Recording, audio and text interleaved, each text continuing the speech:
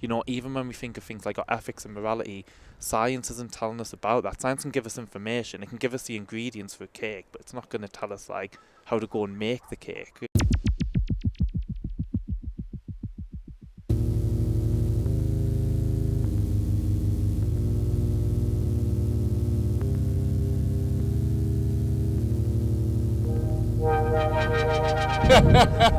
Yeah. Amazing. So you're loving the fire. It's quite smoky. It's very close to us. But if you're watching, then great. You're getting the fire as well. Something quite pleasing, isn't there? And undeniably beautiful about watching a fire. There's a reason there's a YouTube channel dedicated to just fires. Is it? I've never seen Have you that. noticed that you can put it on your TV? Some people have it at parties when they have the TV on in the background. Obviously, they don't want it on, but they have a fire, constant on the TV. Yeah. But there's that. We can always. It's like biohacking your party. You know what I mean? Like tricking your system into feeling there's an actual fire in the room. In the room. Yeah. I find it like really therapeutic. Like I've loved like campfires and stuff. We used to take these like young dads up to like stand up and do a bit of boxing and then like a bit of bushcraft. And like honestly, just being by the fire, just everyone just becomes, they really connect you. But then you're like looking in the fire and you're just connected around it. It's like, oh, yeah, you just like can't beat it. It's something really special, isn't it? It's very. You can never like emulate it fully, can you? You can't. Excuse the pun. Yeah. But, if there is a pun there, I think there's one there. But I remember I lived in Australia, travelling, and we had a fire. It was probably like the first time in my life that consistently I had fires. And it was in the bush, in the outback, so very easy to get it going. Yeah. So it didn't take much. Everything was pretty hot. Effortless. Yeah. Effortless fire. Yeah. So I was living with a guy, and he'd stare into the fire every night. And I think it was very therapeutic. Like it was very healing for him. I'd see him just staring, and there was something more than what I could see. Yeah. You know, there was this kind of remembrance or just the releasing of like dark energy or you could say thoughts, that he was definitely going through something, and it was his place to come back and just be mesmerized by the constant flux and changing direction of the fire. And it kind of brought him into the moment. You know, it's hard to be anywhere else when you're looking into the depths of a fire and just that penetrating kind of the inside of you. So there was something healing. I mean, it was like, okay, he's looking into the fire a bit too much. Yeah. But okay, we've lost the camera. Oh no. So Michael, welcome to the podcast. Oh, thank you so much. I'm Here like so excited. Yeah. I'm nervous. Jesus Christ. It's a right to be nervous when you got a popping fire in front of you. I feel like we're killing loads of crabs or something in here. There must be like a crab colony. I think it's because this piece of wood is lay a bit too flat. Ah. It's a whole art form. This is like where your experience from Australia comes into play. Yeah, absolutely. Look at this. Picking wood up that's burning with your hands. I want to actually learn more about fire walking. Yeah. Maddie's talked about this. Not Matt, well, Christina actually brought me onto it. Has Christina done it? No. She hasn't. I don't know many people who have, but those who have, they're never the same again. Yeah.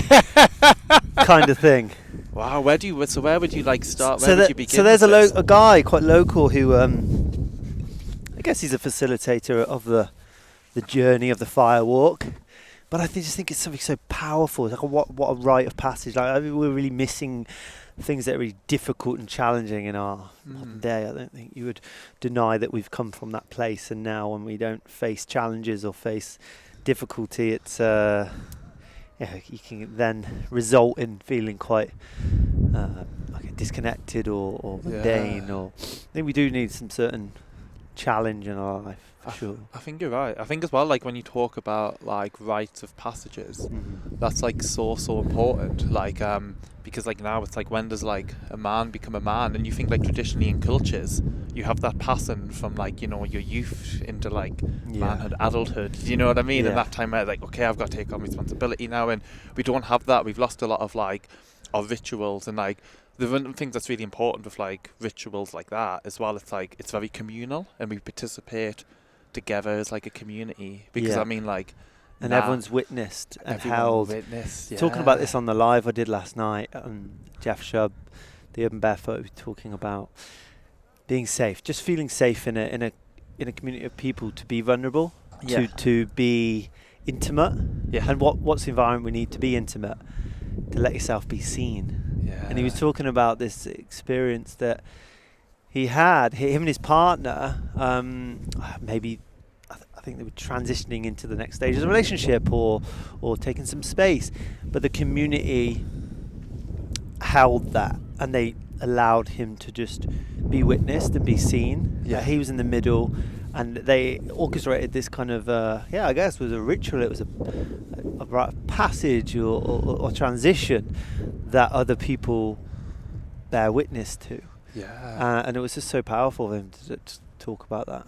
I think it's one of the like problems, like in some ways, like where our culture's gone, just in the sense of like a lot of like our things become really passive. So like, you know, like watching a movie, it's like it's kind of like a really passive thing, or like, you know, loads of these forms have become so like passive, where it's like a few hundred years ago the whole town would have come out and celebrated like as a community, and like rituals just like practiced action, right? But it gives that real sense of like identity, and as a community you're all looking in the same direction. So like this example is that you've just give, right? It's kind of like everyone's there together and they've got like a common goal, if you want, you know. But then you see it now like trying to be like replicated. You have people meeting up to discuss like Harry Potter books, or you have things like cosplay, or like football's become such a powerful kind of thing, because we need, as people, we need ritual, we need community, we need common celebration, right? Because it's just so like instilled in us, and we lost that a little bit in our culture. And it's interesting how it's like coming back in these like different forms, you know.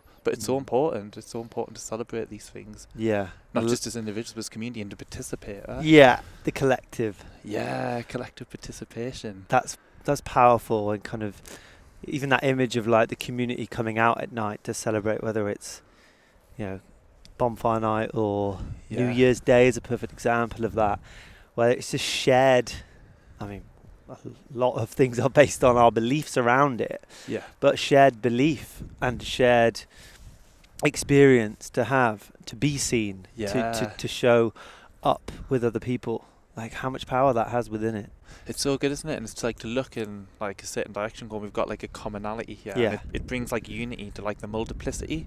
So it's like kind of a joining together and bringing together as like one, you know, and we're like looking in the same direction. We have the similar values, and you know, that's one of the things we looked at recently actually, like in my training. We were looking at the idea of like liturgy and what it is. So just kind of like, why do we go to church, and like why do we say these words, you know, and what are we doing there? Do you know what I mean? And it's really important to like to really try and like reflect on this, because then we had like a question chucked at us, and like it was like, what do you say about like a church that says we don't have ritual?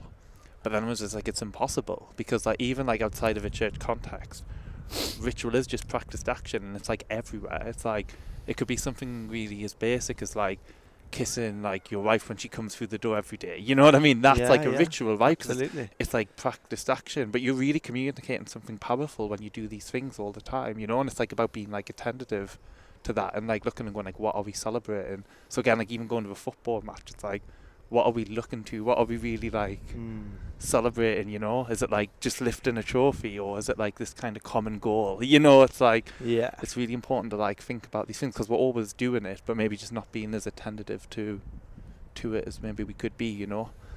The rituals like everywhere. It's really important. Yeah, absolutely. And that, I'd say, enters into the conversation around like so focused on the outcome of something rather than what we're here to be a part of. And I guess it's clear to have a understanding of where you are, what you're moving towards. I think that comes into it. But I think it always is it's always in that journey. It's such a cliche to keep talking about, but the journey of what you're coming together to work towards. Do you think that's something just inherent in our species? Do you think it's a natural kind of progression to progress, to move towards something? Whether it's bigger than yourself or what are your thoughts on that? Yeah, I think there's something in us, isn't it, where we always like have this need to like move forward, or like we have some search for like the transcendent or some kind of beauty, right? Whether that's like religious or like purely secular, we always have like, it's like you say, we always have this kind of goal, don't we? We're always like searching towards like something else, you know, whether it's like new job, whether it's like God, or like anything like in between that, or like a new relationship, or we've always got this kind of like constant striving towards, isn't it? But I think it's interesting, like that idea of like celebrating like the journey of there. But then I think we always have this thing of like, but once we get to the goal, but I don't think like the goal's ever static, because once you reach somewhere, I think it like it changes and like morphs into something else, right? Do you know what I mean? Yeah.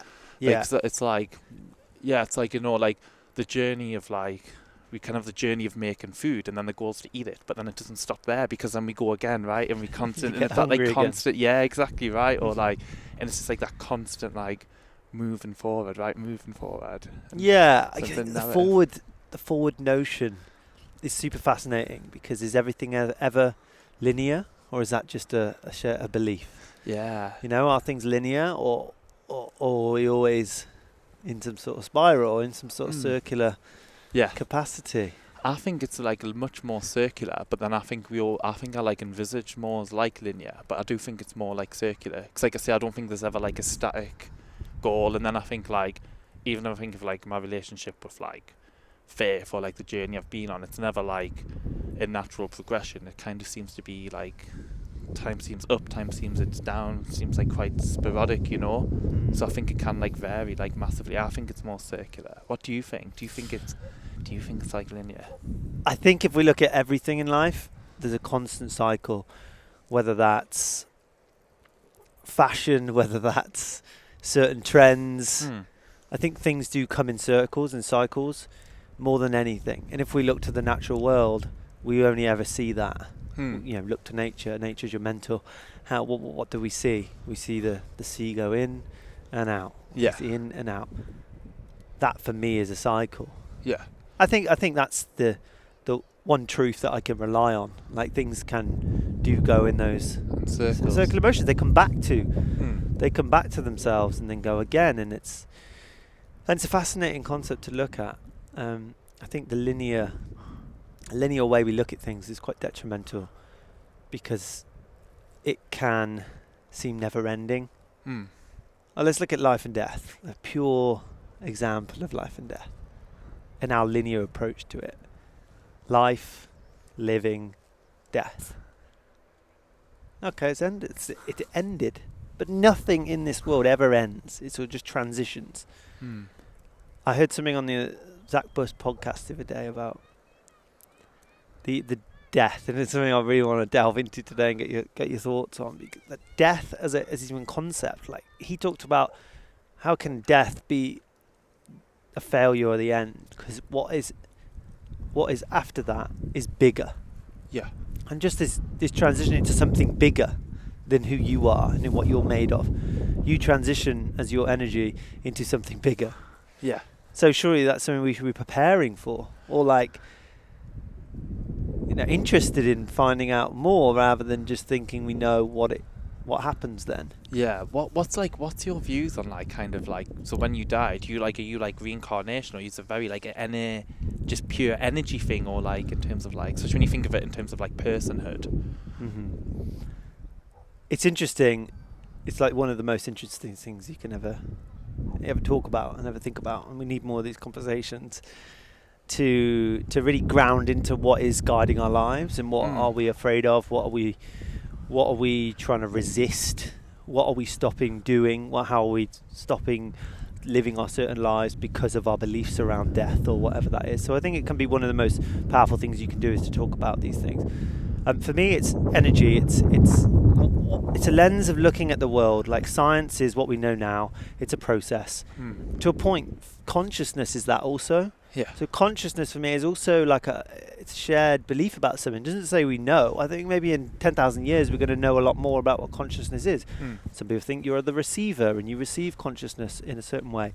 I believe we evolve it to a point. We need to connect with others to gain that consciousness. I look at feral children and I think, well, once you go past a certain age, you cannot return to a level of awareness or a level of beyond instinct and habit and things like that. I'm kind of going off here, but bear with me. Good. So like feral children is an example of like what is possible for a certain age period of time, and then what is not possible after that.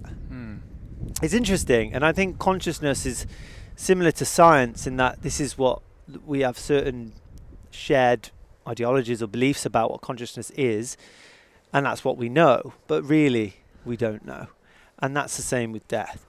We don't know, but what do we know? What are natural laws? Nothing is ever lost. It's only ever transitioned. You cannot lose something because it is in one. It is oneness. It is when people talk about this oneness. It's like the whole, and that's, you could talk about God entering that discussion. Yeah. Because it's all wrapped up in the same conversation. So for me, it's never the end. It's just transitioned. So incarnation is possible. I'm on the fence. I don't think that guides my life, you know? Yeah. What about you? Tell me about... And also, let's do a bit of an intro as well, because we kind of skipped that part for the people listening. So who's Michael? Yeah. So, and what do you... what's most important to you? That'd be a cool little way in. And, tell me about your studies and stuff, and, born in Gateshead, and a little bit of an intro. Yeah, so I'm like born in Gateshead, like lived in the northeast most of my life. I spent 3 years in Manchester and then done like a lot of travelling like in between, like a lot of like around Eastern Europe and things like that. I studied philosophy at Manchester for 3 years, which was just like kind of really amazing, just to kind of learn about like ideas and just trying to like learn how to think a little bit.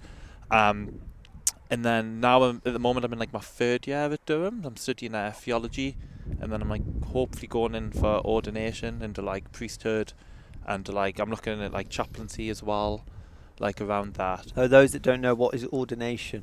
Oh yeah, sorry. So like ordination is like when you become like a vicar. So then we'll have like a ritual, right? We'll have like this ceremony, and then I'll be like priested, and that means that I can like celebrate communion.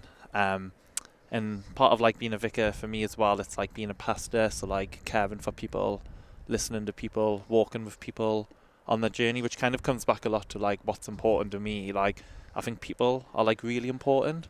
People are like one of the most like important things you'll encounter like in life, and I love like getting to know individuals, getting to know their stories. So I'm really passionate about that, and like walking by people. I think one of the things I've learned in life as well is like that there's like a lot of people out there just who need like helping hand, who haven't had maybe as many opportunities as me. People just need someone to like listen to them. So I feel really passionate about people actually. So I think that's like one of the like many reasons why I'm going into like ordination, is to kind of be a people person and walk with people on their journeys, especially like their spiritual journeys and their journey towards God or the transcendent, or like however you put that. To me, that's like really, really important. So I'm hopefully getting ordained in beginning of July, all being well. Yeah. So like I'm really excited about that, but also really nervous because it's a lot of like, feels like a lot of responsibility. Yeah. I mean, what was your upbringing like? Were you raised in a religious kind of background, and your family, and how was that for you? I mean, I went to a C of E school. Yeah. So it was quite understood that there was parts of Christianity and Catholicism that were like integrated into the school and Church of England, and we'd go to assembly, we'd go to Sunday assembly. We wouldn't do so much as a family, but we'd go as part of the school. Yeah. To meet, and we'd go to Eucharist, and we'd go to every assembly in school. I believe we said the Lord's Prayer. Yeah. Yeah. Yeah, that's right. So mine was probably like similar. So my family are like probably like what I'd call like nominal Christian, which is just to say they might go to church maybe at like Christmas and Easter. Like maybe there might be like maybe like a statue or maybe like a crucifix up in the house. So like, remember those things you used to get on Palm Sunday, like the palm crosses? It'd be more something like that. Yeah. But then, we'd talk about it, we'd be dead interested, but there wouldn't be like, certainly not like dogmatically Christian, wouldn't read the Bible. Yeah. My nana was very religious. My nana was like really strong Christian, So like kind of growing up, I'd go to church with her like a little bit. It'd be quite sporadic, so I'd go through like periods where I would go with her, then periods just like where I wouldn't. But I think I always had like an interest in kind of like faith and like that kind of journey of like towards God, towards like the transcendent. So I remember like being really young, like it's one of like my earliest memories. I remember like praying, do you know, like the Lord's Prayer, like Our Father. Yeah. I remember like praying that, and that's quite interesting because like I don't really remember ever being like necessarily taught to pray that, other than we prayed it maybe at school. But I'd always like do that like every night before I went to bed and stuff. So that kind of always stuck with me quite a lot till, and then I went to like secondary school, and that was quite a Christian school. So Emmanuel College in Gateshead, so they were quite like big on like, you know, like evangelism and stuff like that. But I remember like there just thinking like, oh, like if this is true, maybe I need to like take it more seriously and like respond to it, and like how I try and live, and you know, like wrestling with it at least. So I think I was like really going to church more then. And then when I went to university when I was about 18, it just kind of went out the window a little bit. So I'd still pray, but then I wouldn't really be wrestling with it or like what it meant to be like a Christian, you know, like what, like how I should express that. And I think that was like really good for me though, because I think sometimes you need to be like maybe removed from something for a while to like know its value. Yeah, and I really respect that in like Amish communities where it's almost like, you know, civil service, or you go away to then come back to see the place anew, you know. I think that's really important, right? Because sometimes it can just become there where that's all you see, or maybe sometimes it's hard to be self-reflective, isn't it? If you're always like looking at something, but if you put it back a little bit and you can see like a bigger picture, and then it can like, you know, give you better perspective. Sure, I think that's what meditation does. Yeah, I think definitely. I think that's like a big part of meditation, right? And like prayer and I think that was like really important for me. So like I remember leaving uni and then again thinking like, oh no, like I really miss like that like spiritual like dynamic, if you want, because I think it's like such like always been a big part of like my identity. Yeah. So I'm like getting involved in church again, like not heavily involved, but like just going on a Sunday really. Yeah. More than anything. And then I applied actually for this like it's called like a Church of England ministry experience scheme. So you just get to go and work in the church for a year. It's kind of something you do if you're like having a gap year. Yeah. And I'm not sure what I want to do, but you know, go and work in the church, like help out the soup kitchen or whatever, and make coffee. And so then I went and done that, which was like a really good experience. And then during this time I started like exploring going in for ordination. And then the process just kind of happened really quickly. So it was like within 6 months, so like, oh, we're going to like send you off to train. So it was like such a shock, because like when I started that process, I was thinking like, oh, maybe there's going to be like 3-4 years, go and do some travelling, help out in the church a bit. And I expected it to be like a much slower process than it was. So it was like really interesting just to find myself there, like all of a sudden, you know, like quite a culture shock as well. Yeah. Like, so absolutely. That was like kind of my journey there. It just seemed to like happen really quickly. I was like, oh man.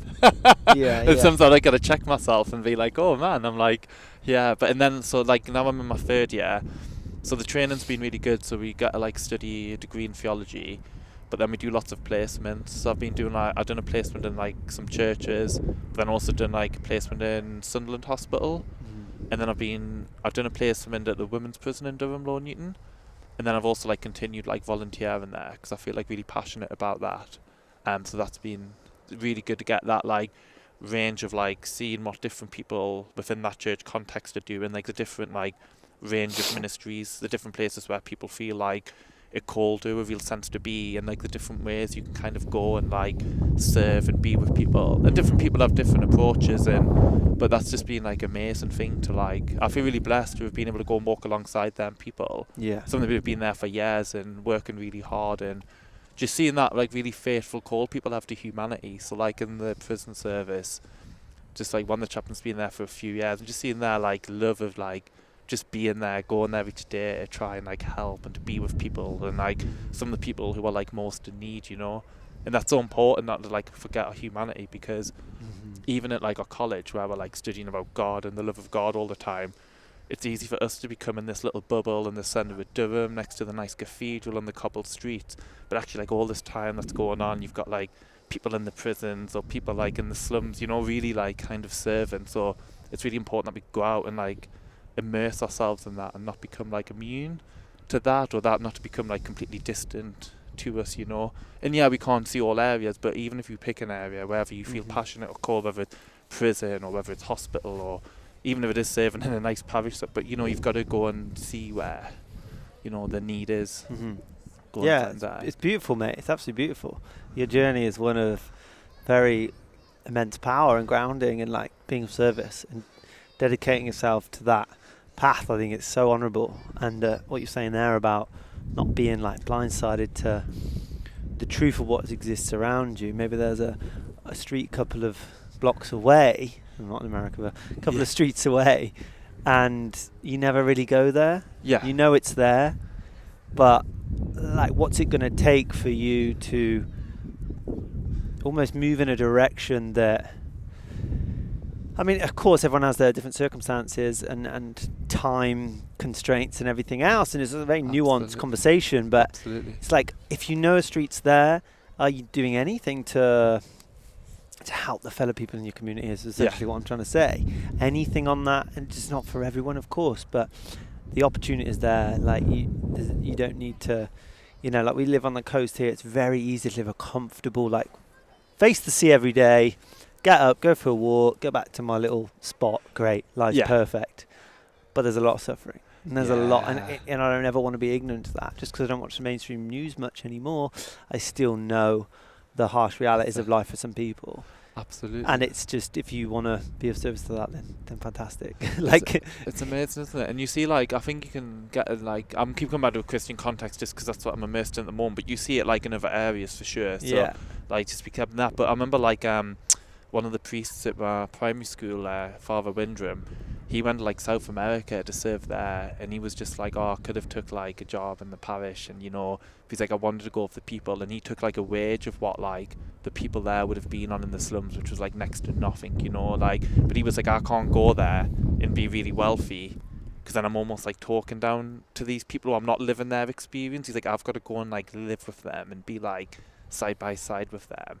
And like, maybe I can't do that, but that was like a really powerful, at least example to like strive to, whether it's like materially or even just like emotionally going in there with them people, and really trying to be with them, right? And it's a beautiful example, because how are you going to know what it feels like to be in someone's shoes unless you put them on yourself? It's really hard to connect. Like the connection comes from that kind of resonance of like, I want to know what it's like to be you and walk a day in your shoes, and that's a very great example of that. It is, isn't it? And like that, learning that kind of empathy and like being like attentive to that, because if you're not, and we do it all the time, and it's really hard not to, but if you walk past like a homeless person in the street, it's just kind of very easy. It is really easy to walk past because we're not having to sit there and live that experience, or and it's easy not to be attentive to that, because we can walk past that, then we can go back to like our iPhones, right, in our comfortable lives, and we're going to do that, but it's something that's really good just to like check ourselves and remind ourselves, like, and not like lose our like humanity in that. Our humanity, I think that's what it comes back to. I don't want to sound ever preachy or telling people like, people suffering in the world, and you've got so much opportunity and you should use some of that privilege, blah blah blah. But it's like, no. There's a humanity that is there, and if we want to connect to it, to fill ourselves up, to nourish others. I mean, I can't say that in any other way that it doesn't resonate for me. But also, it's a fine balance, because you can always do more. Oh, absolutely. I think there's something, isn't there? Because I think like we can't be like all things to all people. But I think it's like, are we like trying to do like maybe something, or just being attentive, isn't it? Sometimes it's like, where are we putting our attention all the time? Yes. Where's our like attention going? And are we thinking about like humanity and things like that, and it doesn't have to be like anything big or like world changing. Sometimes it is just a matter of like giving someone like your time, like just listening to someone, or maybe giving someone 5 minutes of your time, and sometimes that's enough, because that's going to be like a massive thing. One of the things we learned in like chaplaincy was like, sometimes it isn't like loads you can do, because like these people's like circumstances and suffering, sometimes out of your control, and like the thing you want to do most is like fix it, but it's like when you go in there, that's what you have in your mind, I want to fix this, but sometimes it's like you can't, and it's at first it's really sad, but then sometimes like, but what can I do? And it's like sometimes that's just listening, sometimes that's enough, do you know what I mean? Or absolutely, sometimes that's all we can do, but it's like being attentive to what we can do, and then doing what I can today, and then sometimes you have to outside that you have to leave it in the hands of hopefully other people are doing what they can in the hands of God. Hands surrendering to that, and not putting too much pressure on you or others to do that bit more. And that's an interesting balance as well. It is, figuring out what is right for you and others, I guess. But you only ever know through experience, pushing the boundaries. Yeah. Maybe I'm telling two people how they should live their lives. Maybe I'm not, Yeah. Maybe I'm a bit disconnected. Okay, let's check in with that, Yeah. I'm interested in this kind of way in. It feels like it's been almost something you've had, I guess, significantly for growing up, but then like you're just way back into, would you say Christianity? Yeah. Or is this not like a, because I'm interested in how, like, when you talk about the kind of education of it and stuff, and like it seems it's going to be very different now. And I want to touch on this about like our idea of like what religion is, and to a big extent, I think we have thrown, and including myself, and I still do this, thrown the baby out with the bathwater. Certain things we don't agree with. Masturbation is sinful, and like, okay, no, that's terrible. We know that now. The Earth's 10,000, the Earth's billion years old, and we've taken that and we've thrown everything else with it. Yeah. So, do you know what I mean? And that for me is like how I can reconnect back in of thinking, like, okay, what have I done in my story that I've created about Christianity, religion? What have I done there that I've just thrown everything else with it, Yeah, it's really important to understand, like, whether like opinions are, whether we like Christianity, dislike it, feel very indifferent to it, don't understand it, hate it, whatever it is. It's important to understand that like so much of that's like influence like our stories, our narratives, our culture, it's like unavoidable.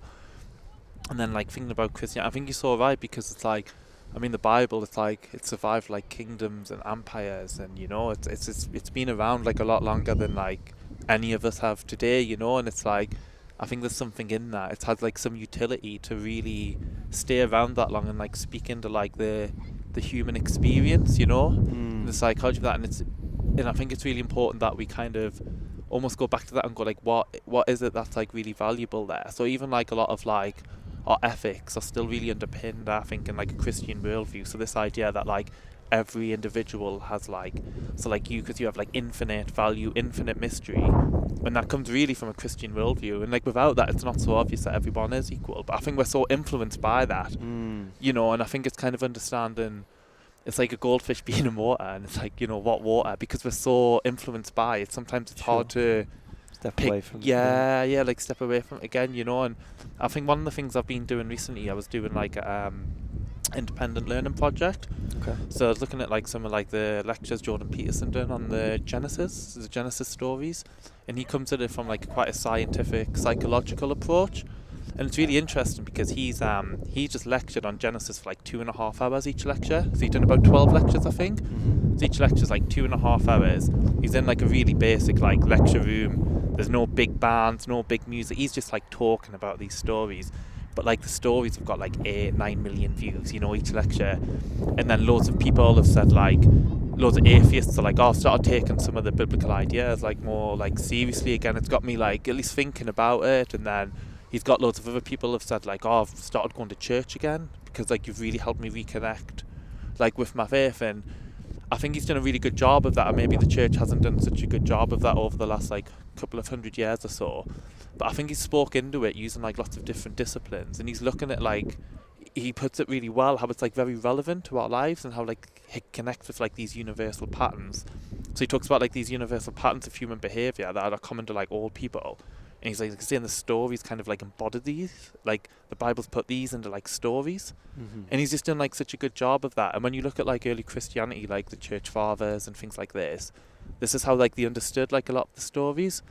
And I think like there's been certain periods like maybe like 19th, 20th century where it became this big thing of like science and faith, but it hasn't like always been like that. But I think that's what we've inherited in our generation. It's been like these two things are like mutually exclusive, and part of that is I think a bad job by the church as well.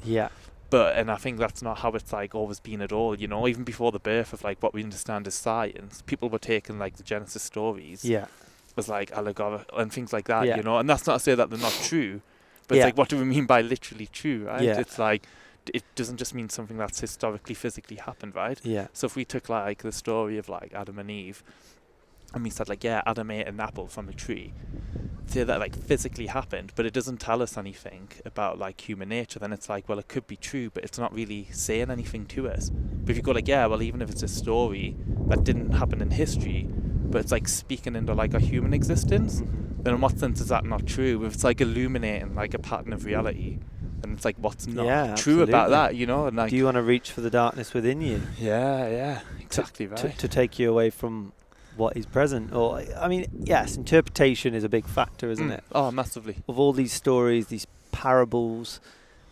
interpretation, and when you take something as truth and then you deliver that to people and maybe they don't like it, there's elements of control. I think all this is also wrapped up in this, and I feel like we have to have a good understanding of like where the civilization and when life started to get dominant and masculinized into the world. Like the man took it and took things, and you can see it's still happening today.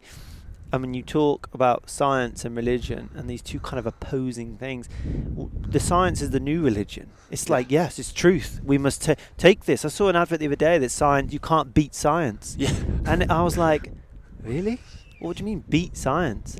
It's what we know now. It's a process. Yeah. It's what you're saying that I've used based on this evidence, based on this theorizing, and this is what I'm coming to conclude, and that's what I'm very sure of. This is what we know. Yeah. But of course you can beat it, because who knows what you're going to find out in 10 years. Absolutely. And I think there's a real like inherent danger in like in any discipline. This isn't just for science, you know, you can take any discipline, but it's like a thing called scientism, where you try and boil everything down to like pure science. But I just don't think that's like a consistent worldview. I mean, like, to think scientifically is like really hard. I mean, people just do that in a lab for a tiny bit, and then even when you put that down, you go back into like narrative. And then even if you look at science as a discipline, it's like you can't prove science, right? That would be like a circular argument. Science still assumes like logic and mathematics. You know, even when we think of things like our ethics and morality, science isn't telling us about that. Science can give us information. It can give us the ingredients for a cake, but it's not going to tell us like how to go and make the cake. You know what I mean? And things like transcendence and beauty, that's like so inherent in us. I mean, like just sitting here today and seeing the beauty of this, it's not to do with science, and that's not bad. And I don't think science claims to do that. But it's when you get the scientism where it tries to boil everything down to that. But then I just think it's inconsistent, because we have to use other disciplines, otherwise, you know, we just do it all the time, right? It's like what we embody, you know, we don't ever embody scientism because we're using all the different methods, you know? So I think that's so important. I think there's a trajectory which truth has come from, or like where we can trace truth back to know what is true. Physics. But then from what I'm learning about, is physics actually comes from philosophy. Yeah. And that's philosophy is like the center of what is your truth. Yeah. It's interesting when we think about that. Like we think of gravity as like, okay, we know that, you know, we know that, and we can say the Earth's spherical, or like we can kind of agree on these things. Yeah. But I think it's fascinating. And science now, I mean, I do want to obviously come all the way back to your experience and religion and how this plays a part in your life. But just to stay on that science point, I think science now, you're seeing it. You're seeing this scientism and people being cancelled. Similar, and it's probably doing as much damage as Catholicism did in like the Roman times, or like the burning of witches because the man didn't agree, or you were not adhering to what we think is telling you is true. And you're seeing it now with cancel culture. Of course, we've moved on, and it's not okay to just kill someone in the street anymore because they don't agree with you. Yeah. But it's happening nonetheless. It's happening online, and it's really important that we fight against that. Fight against that, like all-knowing, all-being, central, systemic, I guess, system that's saying you're not allowed to talk about this, and you're not allowed to have open discussions about this. Yeah, I think you're so right. I think we've got to be really wary of the dogmatism, and it can come in all forms, like you say. It can come in science, it can come in religion, or kind of, you've always got to be able to like have room for questions, right? And that's the real sad thing, because like that's what science, like so much of the big discipline of science is like about. It's like questioning and going like, let's try and find a formula, let's try and find a solution, let's like investigate, right? Let's see where the evidence goes. And like now, like you say, it's like this cancel culture's become like really predominant. I mean, when I was at uni first time, like 2011, you could see these like patterns like slowly emerging where it was like, and especially at university, where by the time you're meant to go and learn and not be afraid to ask anything, you know, because you kind of go to share ideas and to learn and to dialogue, and you know, and even then you could see sneaking in like, oh, you can't say that, or you can't ask like this question, and it's like, oh, okay. And then I think you've just seen a gradual becoming more and more tightened, where, and I think cancel culture is really dangerous, and it kind of assumes that someone's got like all the truth, right? And it's just like, it's very dangerous. It's very dangerous. It's like, it's more evidence that we're not out of this phase of this dominant masculinity, and that's what the energy, I feel, is. It's not free, it's not flowing, it's not, it's trying to control and trying to, you know, stabilize in a chaotic way, and well, not in a chaotic way. There's beauty in chaos, but it's more of an order. Structured, you know, the iron fist. It was interesting as well, wasn't it, though? Because I think when like the new atheists came along, I think one of the things that they were like, once we get rid of like religion, right? It's like this thing of we're going to have purely logical, rational, like human beings. But I think it was like such a naive view, and I think you're seeing that now, because I think you're seeing like other forms of like religiosity like appearing, like in scientism as one example, but it's all over, you know. Like you're seeing like religiosity and rituals like appearing everywhere, but they seem very fragmented and like totalitarian, you know. But I think because religion's been, even if you think like evolutionary, like ritual and evolution's been such a religion's been such a big part of us evolutionary, you can't just get rid of it like that. It's like, because it's going to leave a massive vacuum, you know, because like we're all like spiritual in a sense, and once you get rid of that, it's going to leave a massive vacuum, and something's got to replace it, right? You can't just just take something that's such a part of like our psyche, get rid of it, and then, you know, nothing to come in and take its place. It's shaped us, hasn't it? It's shaped our massively. It's shaped our cultures, and it's how we've grown and evolved through times. And yeah, if you just it does it, and it has. It's left vacuums in people's lives, because if this has been debunked or just, you know, told that's not the truth, then what do I have? Like, I think my mum is a bit of an example of this. Bless you, Mum, I love you. But the look on her face as a teenager, or I was, you know, coming into my adulthood, and I was talking to her about like, are you sure like this God that you think is up there, and is that like true for you? And I was questioning, rightly so, certain things that I've been told as a child, and these kind of it's almost like a governing idea of what we know to be true. And I'm questioning these things, and my mum's like, well, yeah, I do believe that. And she didn't want to go there and look at it and ask the questions for herself. And it kind of, I felt that emptiness within her. If it wasn't this, then what? Yeah, that's so interesting, isn't it? I guess it was probably like such a grounding thing for her in principle, where she built everything maybe up from that principle. Yeah. And then to question that, maybe it's that fear of like, boom, you know, like everything coming out from underneath, maybe. And I guess that what comes... Then what? Well, what is the why here? Like, why is this so important? Is it coming from fear or coming from love? One of the things I listened to a while ago, I think it was Deepak Chopra or something. He said, "Don't change the world because you fear it. Change the world because you love it. Like, don't change the world because you're in fear of like this happening, or you save it with that energy. Like, move forward with that energy. Are you saying these things because you're in fear of what might be there, or are you guided by that energy of love?" Yeah, it's like that thing, isn't it, though? And sometimes you've got to go on that journey, haven't you? It's like fearful as it can be. It's like the Alchemist, right? Like at the start of the story, he doesn't like he's like happy as like a shepherd. And then he has to go on this journey and really test and challenge himself. And it turns out that his treasure's found where he was in the beginning all along. Yeah. But it's like you're not going to see that unless you go on that journey. And if you try and follow the truth, I suppose you've got to try and go wherever it takes you, right? Yeah, the Alchemist. I need to check in with that again. I've only ever read it once. I was speaking to a friend the other day, and she reads it every year. Yeah, it's one of them books. It doesn't take long to read either. I pick it up about every 2 years, and I'll have a little read of it, and it's just like beautiful. I do normally read it actually when I'm like about to go like in like a transitional period in my life. So like just before starting uni or something like that, or like going into a new job, I'll always kind of pick it up and read it, because I'm a bit like that, where like anything new, sometimes I can be a bit not scared of it, but I'd definitely say like hesitant. Anything new? Yeah, like Okay. a new job, or I'm always like hesitant, like, oh, but then like I know like, oh, that sense of adventure in me, and knowing, you know, like, and I'll pick up The Alchemist, and always kind of inspires me to like get up and go and and just do it, you know, because I think like anything you ever like do, I mean, as long as you put like your mind to it, and even if it doesn't turn out the way you hoped it would, I think it's always like been beneficial. I've found in my life, even if it has brought some sense of like, even if things haven't turned out quite what I thought, and there's been some suffering involved, or it's gone down a different path, I've always been, but I'm pleased I've done that, you know, if I've thought about it and then put all my like body, mind and soul into it. What do you think causes that resistance to the new or the unfamiliar?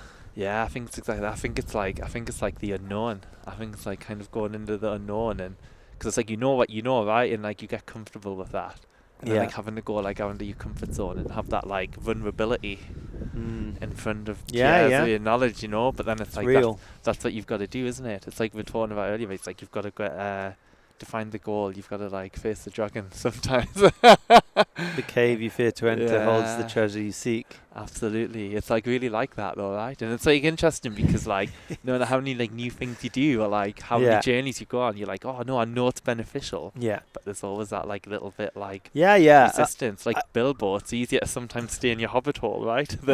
Absolutely. The Hobbit, what a trilogy. So I'm always fascinated with this kind of simplicity of the comfort zone. Like nothing, and that's such a cool way to look at something. It's like nothing you've ever grown from or has really probably been, you know, has brought you so much fulfillment that exists outside of your comfort zone. Do you know what I mean? Like, oh, massively. Yeah, it's just so obvious when you talk about it. But how often are you existing in your comfort zone? How much of your day you're in that comfort zone? Like Basil Ehrman, do one thing every day that scares you. Yeah, that's brilliant. Like, that speaks to me. I'm like, every day I should be doing something that exists outside the comfort zone, because if I'm not, then I'm not going to grow. I'm not going to progress. Yeah. There's one of the things that like Jordan Peterson touched on, what I've been studying. He's like, he talks about like the Garden of Eden, and he talks about like it being like a walled garden. And the idea of like a walled garden is like you've got nature in there.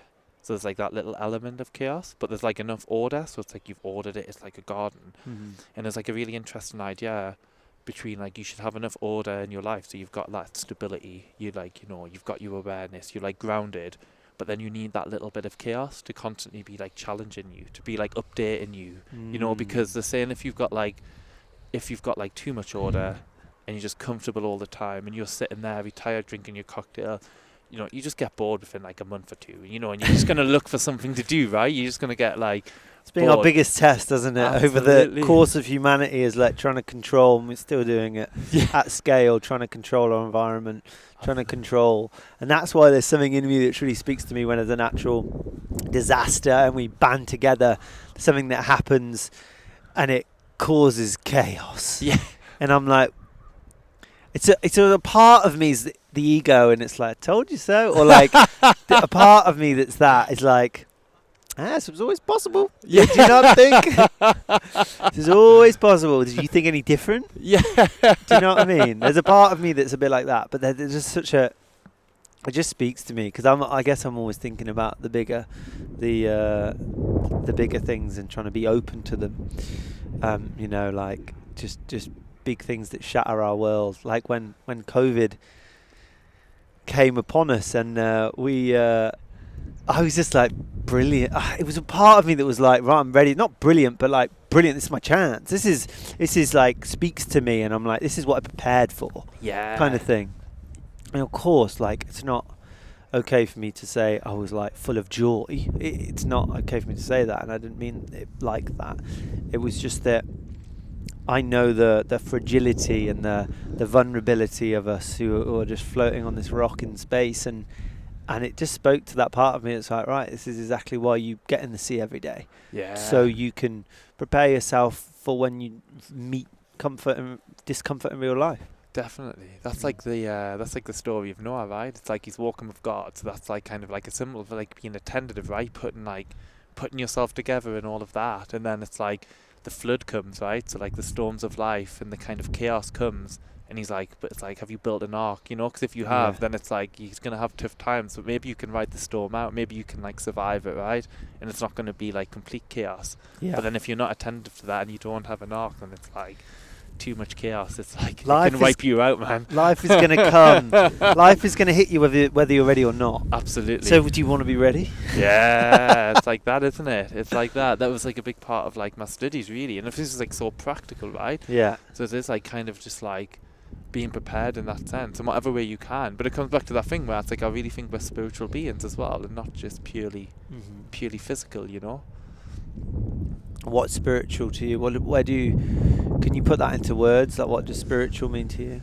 I think it would be like connecting with God. It would be something to do with like the transcendent, or maybe like collective unconscious, or something like that, you know. But you can't feel or see, but it's there.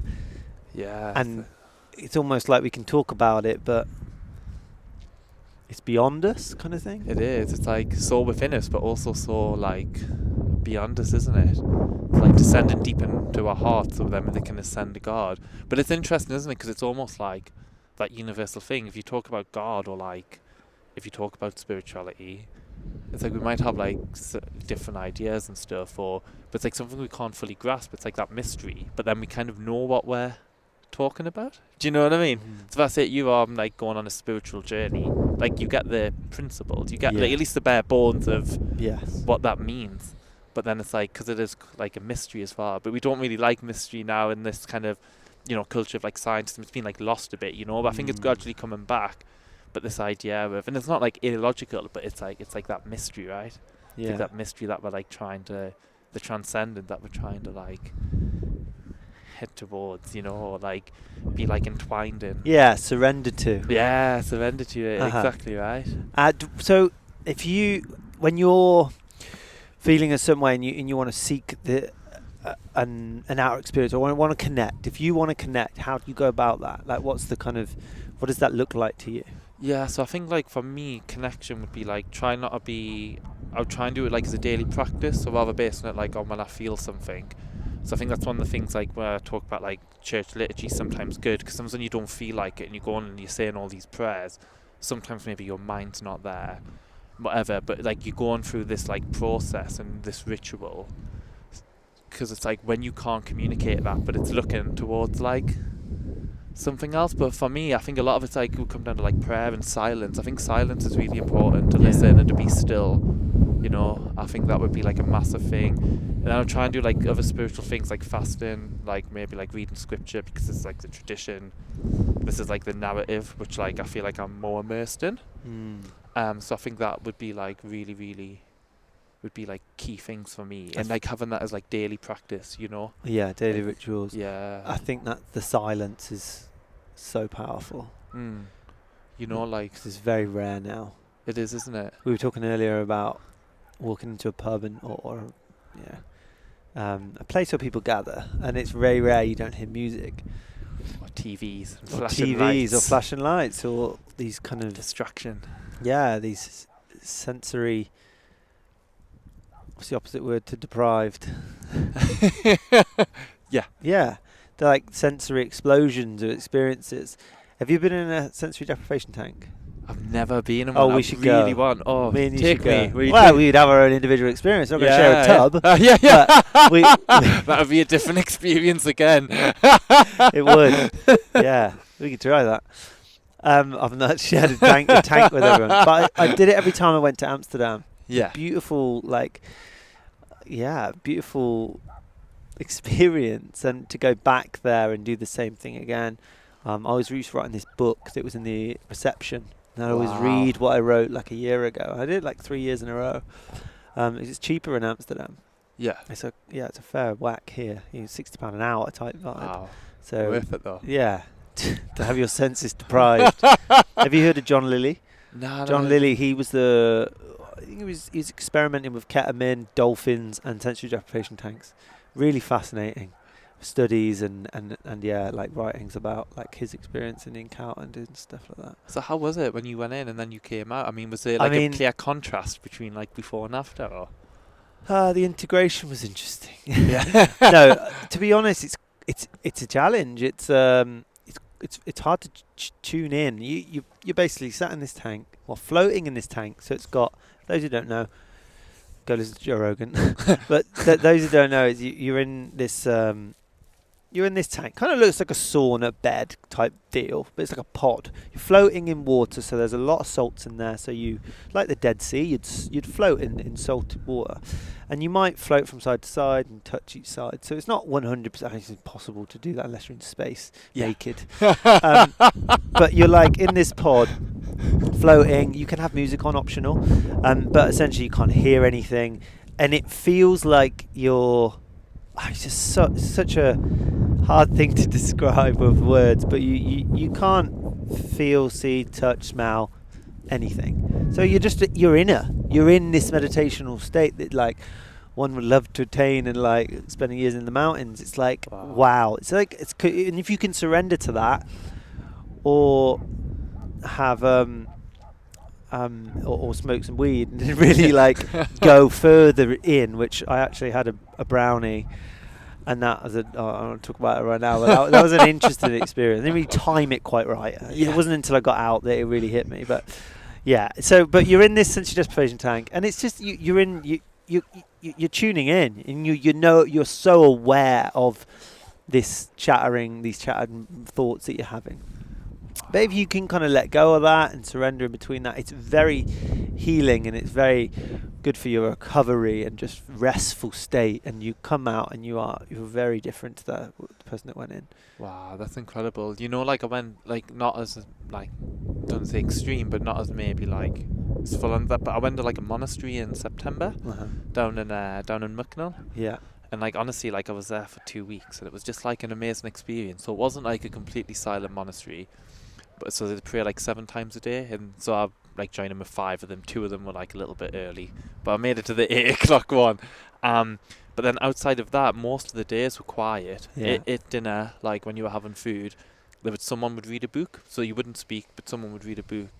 And then outside of that, you'd have like the odd conversation. I'd meet up for like a few times for like a spiritual conversation, just see how things were going. But other than that, you were like pretty much in silence. But it was like such like an amazing like experience, and like whenever you did speak or have a conversation, it just felt so much more powerful, and like it felt like so much more. And because it had like so much time just to be still and not be like bombarded by words and lights and all these sensory things, like there was just like a completely different dynamic to it that I can't really explain. And that was only like being there like 2 weeks, you know. It's like not like a massive amount of time, all things considered, but it was just like really an amazing experience. It's something like I really want to like explore a lot more of, and just how that silence just kind of changed like my whole demeanor and how I was approaching conversations. Because like at the moment at college, we like eat like 3 meals together every day. We've got lectures, and you're always talking, you're always on the go. It's like constant busyness, which is like for most people, you know. And then the conversations almost become a little bit like cheapened almost, so because you're like just constantly doing it. It's constant, all the small talk, and it's got its place, like don't get me wrong, and it's really important. But it's interesting comparing that to the monastery, where just being like every conversation really felt, and you felt like you'd been reflecting and really like immersed in just silence. It was like a really strange experience that I really want to go and like do some like more of that and more reflection. It kind of made me think as well, not that I don't think I'll ever have my own business, but I was like, have I ever had my own business? I'd like really encourage like my staff and like pay for them to have like paid leave to go to like a monastery, even for like a weekend, and just to kind of experience that. And there was something about just being and just still and just like really present and attentive. Yeah. And something like I think I'll really try and like pursue that is like a spiritual discipline, and you know, part of like my journey to like God. I think with God, like I think that's something I really want to do, is like as part of like my pattern of being, like each year, like at least, you know, it was just such a profound I think it's one of the most important things to seek in our future. Read a beautiful book called A Beautiful Practice, I think it's called. Whole life approach to health and happiness, I think. But it talks about a chapter on like meditation and stillness.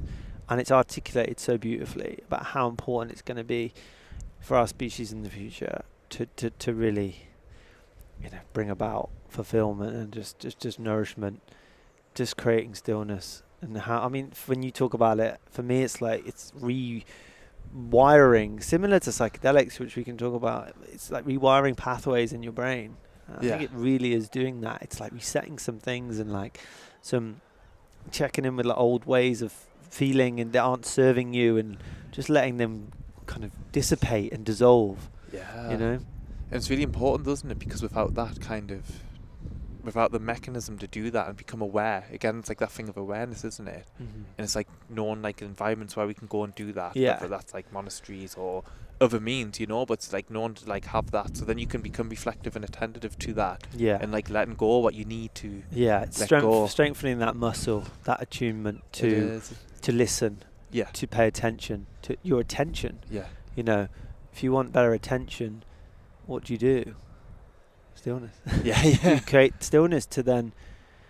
It's interesting, like how would you it's just strengthening that muscle and being more aware. If you want to create more self-awareness, then go and be still and be silent. It's interesting, isn't it? Because you think there's so much that we're probably just like carrying around all the time that's like so unnecessary that we're not even like have that awareness of, like having a big bag of rocks around that. What are you carrying? So many of them. What rocks are you carrying?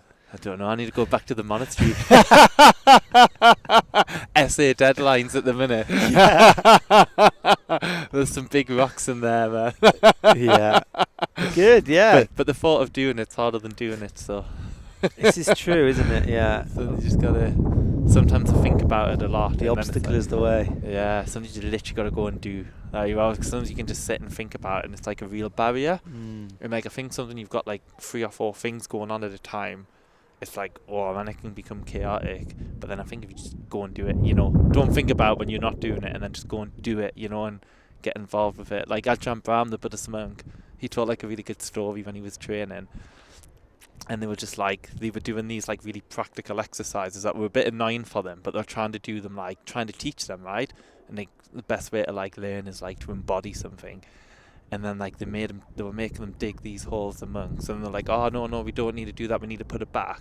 And they made them do this 3 or 4 times, and they were like, we were digging from like 6 in the morning to like right in the evening. And he was like, at one point I threw my shovel down, and he was like, I'm sick of this, I'm not doing it anymore. And then they said, no, but it's like, it's the thought of doing it that's harder, because you've got to keep. And he was like, that just stayed with me forever. It was a really simple teaching, but like really profound, So then he was like, now I'm really like busy monk, I've got all these different places I'm meant to be and doing talks, but he's like, I just be, and it's don't think, because it's like the thought's harder than just going to do it. So story comes up for me when I was in New Zealand 2015, kind of on the back of 2 years of traveling, and I thought, what a great way to really go in and just introspect about the whole journey of the last couple of years.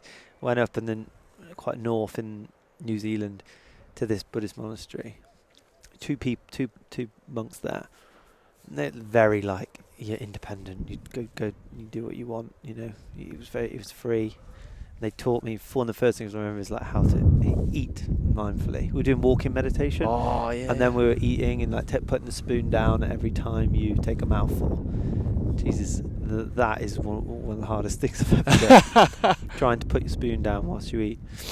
So, but the one thing to relate to what you're saying is we're digging like a little trench to divert the water, and the hardest thing about it was like trying to understand if they'd got me here to work, trying to understand if they're taking advantage of me. And like I couldn't get over that. I was like, what's happening here? Like, what is happening here? I've come here and they've got me working. Like, am I being an idiot? Like, what's happening? Couldn't get enlightened. Exactly. Like, it's so funny though. Yeah, but like those stories that we have, they can be like the most draining, and that you're carrying. Just let it go. Let go of what you think or need this to be, or your expectations of what you had when you came here. He's like, you told another story where it's like his teacher made him and the fellow monk carry a big log around the woods, And he's just going, it's heavy, isn't it? And they're like, yeah, yeah. And then he just, at one point, he went, drop it. And then he's like, it's only heavy while you're carrying it. But as soon as you let it go, it's like no longer. And like, great, but you know, that was a hard, like, 3 hours. But he's like, again, he was just like, I'll never forget that. Like, the physicality of carrying that log and how heavy it felt in carrying it around. I remember let it go. And he's like, but we really embodied that. And then he's like, now I can really like apply that mentally better by having done that process, you know. So how is your relationship with like Buddhism? I mean, do you practice it? Yeah, I mean, for me it's like a way of living. I mean, it inspires me. I listen to lots of people talk about it in certain ways and take a lot from that. And when I travel in Southeast Asia, like, it was very heavily a part of their culture. So, I mean, do I practice it? Yes, the non-attachment, the like symbolic things that they talk about, but it's not something that I'm trying to learn more about, or it's not that. It pops up all the time, of course, because I practice yoga, and that's also been influenced in the Hinduist kind of cultures and stuff, and it overlaps quite a bit. But yeah, I don't really subscribe to things like that. I just picking up books, the Bhagavad Gita and things like of that nature that I just find quite interesting, and they provoke a lot of thought. Yeah. But I have never really subscribed to something. Buddhism to me has always just been about a way of living, more in harmoniously with yourself, and mindfulness, and how you can live a more conscious and peaceful life. And then, so like when it comes to like meditation and stuff, I mean, do you ever do like communal meditation? Like, so I've been to Vipassana twice. Yeah. And there's so many different forms of meditation. It kind of gets a bit squirrely when people just talk about meditation all the time. And there are so different things, so many different ways, and so many different experiences you can have with different techniques and stuff. And they overlap. But Vipassana for me has been very beneficial. Yeah. Like going and sitting. I've talked about it on podcasts before, but going and sitting and just really focusing on something to attune your attention. That was been one of the best approaches for me, and all the precepts that come with that and the structure of that has really benefited me. So like focusing on the in and out breath in the nose, like just tuning that for the first 3 days. Yeah. And then you start to observe sensations in the body that arise and then disappear. Sitting now and feeling like I want to move, but just observing that and knowing that's going to pass. Yeah. Just understanding that everything changes. It's developing like a more attuned awareness to that. I think that's been powerful. That's amazing. And do you know, like when you've like done it, like if you've been on like a retreat or like and you've meditated with other people, do you find like this, like with meditation? Because I was thinking about this in prayer, like in my own context, but like with like your meditation, do you find this like a difference if you're meditating on your own and with other people? Do you feel like there's a difference there or not? Or do responsibility. Yeah. It's like when you're at the gym. There's that awareness. No, I think you can collectively tap into something bigger, and I'm so open to feeling that, and that communal. I think your breathing syncs, just like menstrual cycles for women. Women share the same house. Yeah. It's like I feel like your breath is, because when I learned a lot more about breathing, and I went back to Vipassana a second time to serve, and I was like, wow, like so much of this is about your breath. This is a breathing practice as much as a meditation practice. It's like this is breathing. Yeah. You're learning how to breathe again. You're letting your body be in a natural position. Your posture, just setting your posture up to breathe properly. Yeah. And just the length of breath and the awareness of the breath, and it's that's been really amazing. Yeah. Because it's something like I've like thinking about a lot, because like, and especially going to be a priest, I remember like, because prayer was always like, in like meditation as well, because you go to like the Buddhist center a lot and South Gosforth and stuff, and went to the monastery in Pocklandin. So like with both forms and both things, I've always kind of like, it's always been quite like a personal, like private thing. But then like as I've went more into this, it's like, oh, you've got to like, especially if I'm thinking about like a priest and praying, it's like you've got to learn to do this as like a communal thing. And which, especially at first, was always like very strange to me and like almost like uncomfortable. I remember like having to pray with someone once, and I was just like, oh, like what if I don't have the right words, or like what do I That's do? interesting, isn't it? And it's interesting Praying around a table with other people. Yeah, it's so interesting, isn't it? And it's just thinking like how the dynamics of that, like compared to like a very private and then a very communal way of doing things. I've been trying to think about a lot and work my way around that. So it's quite interesting, just with like you saying with like the meditation, how you can like sense that difference. Yeah. But it's, you can notice the there is a difference. It's together. It's like when you know someone's looking at you and yeah, you check, they're not looking. Check again, they're not looking. Oh, they are looking. Yeah. You can kind of feel it. You can feel that in being in the presence of other people. It's I think it's something that we've lost the ability to tune into more. Like we know someone is coming across a long landscape. I think that's entirely 100% possible, that you can tune into knowing where certain people are in the world, and it's something that whether we'll have that ability again or not, I don't know. But it's something I want to lean into a little bit more and be open to, I guess. Yeah, definitely. Yeah. Right, man. Let's wrap it up. God knows how long we've been talking for. What time are we on? An hour. Yeah, let's do it, man. Anything you want to conclude on, or you're not on social media, so yeah, not on social media. I can't do my job and promote you. How can I be of service to you? Thanks for coming on anyway. I mean, it's been. Yeah, we can't wait to have more of these conversations and get to know you more as well. Yeah, pleasure. We've only met once before this. We've only met once before, yeah. So it's been really good to like come and like actually just get into the deep stuff with you as well. Yeah, it's when you meet someone and you're like, yeah, we need a conversation. Like, yeah. And it's such a nice thing that we've both, I think, been able to come and do that and just like talk about like quite deep things, because like we say, we don't know each other very well at all, each other's backgrounds or anything like that, and it's a lovely experience to come, because normally it's always like talking about match of the day and till you get to know someone and building that up. So I feel like really blessed that I could come on here, you've had me on, and that we could just come and have like a really deep kind of conversation about like life and philosophy, because don't know like in depth your beliefs, but so that you've got that openness and that we can dialogue and chat. I think and again, discuss ideas, it's strengthening that muscle to listen and see what we can learn from other people and just be open to that. And the podcast has done wonders for that, for me, just to listen more and give someone my ears for the moment too. Then like I feel like I've learned a lot from that, like gaining a lot from that.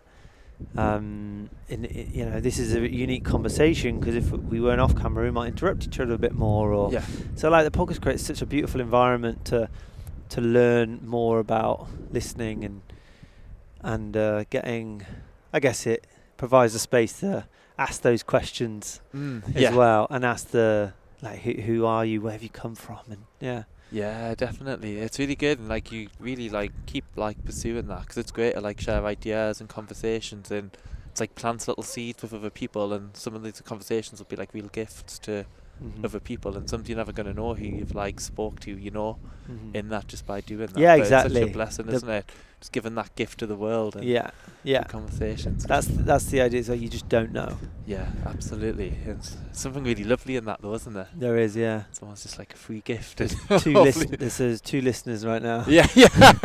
Maybe one of them will take something in somewhere.